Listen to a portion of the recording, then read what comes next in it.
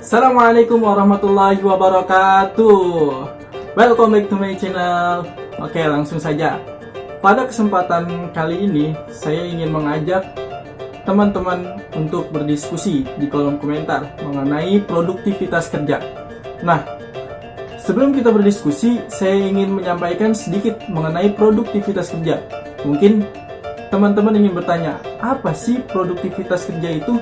Dan bagaimana cara teman-teman untuk mengukur produktivitas tersebut? Oke, simak ya. Oke, jadi produktivitas dapat digambarkan dalam dua pengertian, yaitu secara teknis dan secara finansial. Pengertian produktivitas secara teknis adalah pengefisiensi produksi terutama dalam pemakaian ilmu dan teknologi. Sedangkan pengertian produktivitas secara finansial adalah pengukuran produktivitas atas output dan input yang telah dikuantifikasi. Nah, lalu bagaimana sih cara teman-teman untuk mengukur produktivitas kerja tersebut?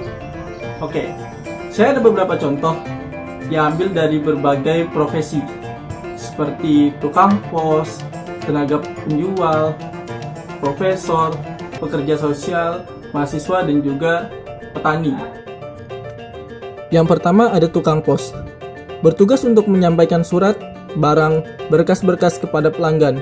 Sehingga, untuk mengukur produktivitas seorang tukang pos dapat dilihat dari barang-barang yang dikirim oleh pelanggan apakah sampai pada alamat tujuan dengan waktu yang tepat dan apakah pelayanan dalam sebuah pos telah berjalan dengan baik. Dalam hal ini, baik pengirim maupun penerima mempercayakan mengirim barang melalui sebuah pos. Yang kedua ada pekerja sosial.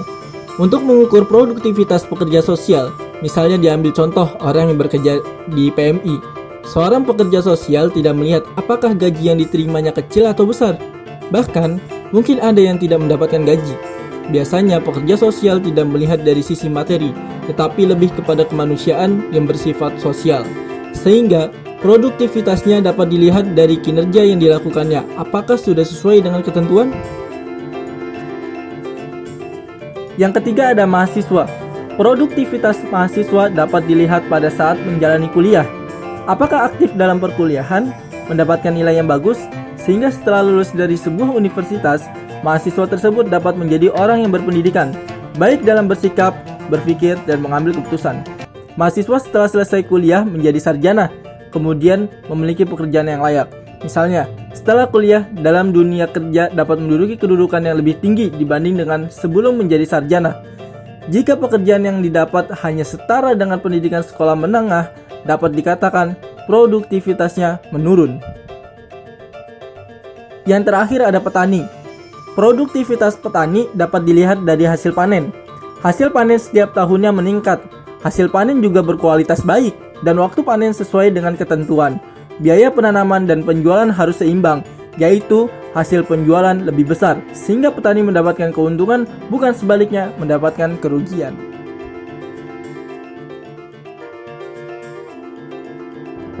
Oke, jadi teman-teman sudah mengerti tentang produktivitas kerja dan juga bagaimana cara mengukur produktivitas tersebut.